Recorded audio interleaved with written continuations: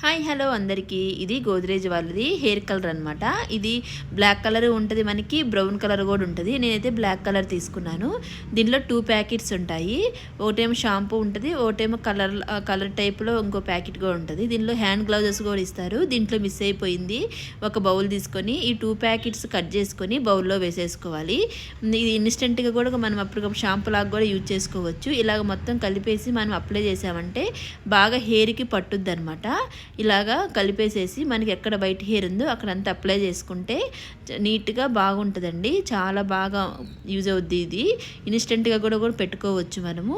ఇలాగా నాకైతే ఫ్రంట్ ఎక్కువ వైట్ హెయిర్ ఉండింది, అందుకని ఎక్కువ ఫ్రంట్ పెట్టేసుకున్నాను. ఇలా పెట్టేసుకొని ఒక 20 మినిట్స్ ఆగినాక మనం హెడ్ బాత్ చేసామంటే మనం ఎక్కడ కలర్ వేసామో అక్కడంతా బాగా బ్లాక్గా వచ్చేస్తుంది. బాగా హెయిర్ కూడా బాగా సిల్కీగా స్మూత్గా కూడా ఉంటుంది. ఈ వీడియో మీకు నచ్చితే ప్లీజ్ సబ్స్క్రైబ్ చేసుకోండి. Thank for watching.